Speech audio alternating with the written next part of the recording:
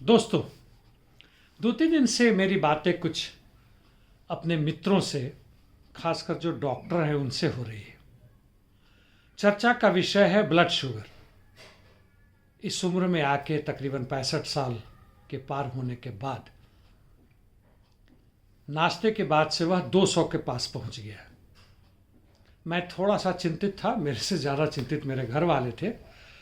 उन लोगों के कथनानुसार 170-50 तक चलेगा, क्योंकि नाश्ता के पहले, भोजन के पहले वह लिमिट में है। अभी दवा लेने की ज़रूरत नहीं है। हाँ, जो एक्सरसाइज करता हूँ, शाम में टहलना होता है, सुबह में योगा वगैरह आजकल बंद हो रहा है ठंड के कारण, उसको जारी करूँ, तेज़ करूँ।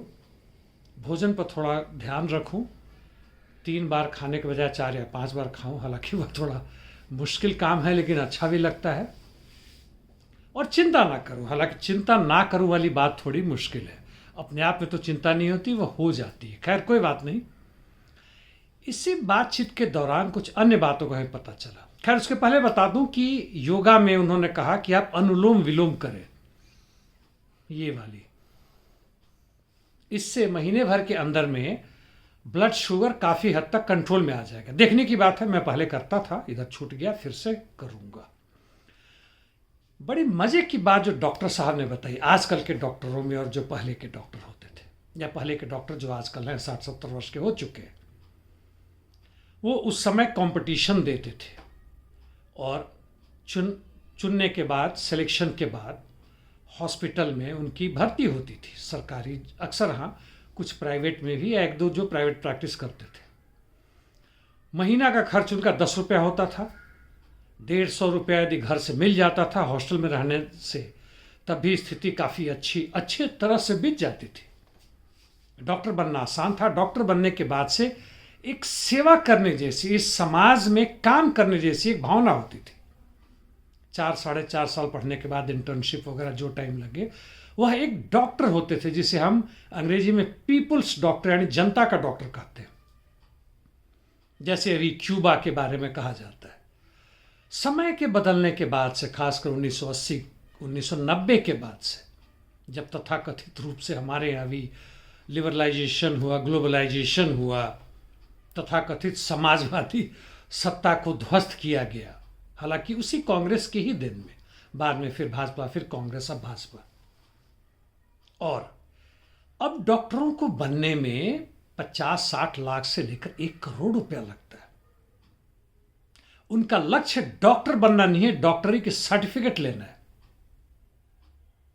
जी हां, उसके बाद से उनका लक्ष्य होता है कि जो पैसे लगाएं, यानी इस स्किल को प्राप्त करने में जो पैसे लगे हैं, अब जैसे एक साधारण ईंट तोड़ने वाला, उसको 400-500 दिन मिल जाए तो बहुत है, लेकिन यदि पायलट बन के जाता है तो उसको 4 लाख से अधिक रुपया महीना में मिल सकता है, या मिलता है, क्योंकि स्किल के हिसाब से कितना खर्च हुआ। अब डॉक्टर एक काफ़ी स्किल वाला, वही हालत वकीलों की है, और HR, इंफॉर्मेशन टेक्नोलॉजी हर जगह है।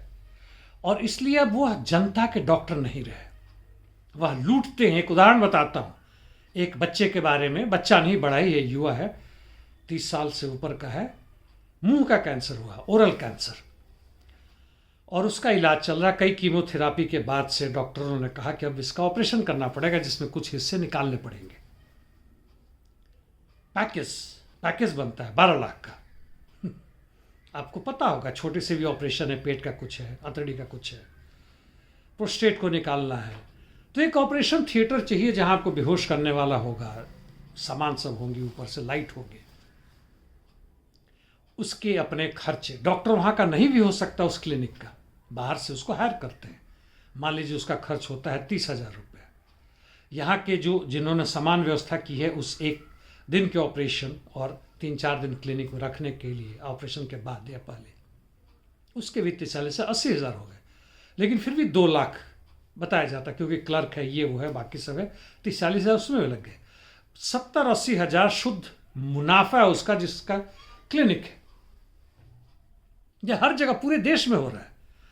अमेरिका, फ्रांस, जर्मनी में तो और भी बुरा हालत है। इंग्लैंड में वही होने जा रहा है। नेशनल हेल्थ स्कीम को अमेरिकी और चीनी के मदद से, उनके पूंजी के मदद से उसको नेस्तनाबूद किया जा रहा है। मुफ्त में कुछ नहीं मिलता है। वहाँ की कहावत ही है, नो फ्री लंच। तो डॉक्टरों की ये स्थिति है, वह लूट रहे हैं और उनकी मजबूरी भी है कि लूटे। और इसे हम कह रहे हैं कि प्रजातंत्र है, ओपन मार्केट है, फ्री मार्केट है। लूट में तो वैसा भी आपने भी शायद 200 रुपये किलो टमाटर खरीदा होगा। और बहुत सारी चीज़ें, पेट्रोल और दूध भी आप ले रहे हैं, उस मोनोपोली प्राइसिंग का मजा ले रहे हैं। मुनाफा दर ही केवल नहीं है, युद्ध के अस्त्र बनाने में तो यहाँ पे मान लीजिए कि आपको 100 गुना टमाटर यदि 20 रुपये किलो होना चाहिए, 200 करें तो 10 गुना हुआ, वहाँ पे 100-200 गुना है। एक उदाहरण देता हूँ, अरब कंट्रीज में किसी देश ने बोइंग खरीदने की कोशिश की अपने एयरलाइंस के लिए। एक बोइंग का दाम उस समय मान लेते हैं कि 400 करोड़ था या 4 अरब था। उसने कुछ मोल भाव की एयरबस के पास गया, उसने कहा अच्छा वो 4 में दे रहा है, मैं 3 में दूंगा।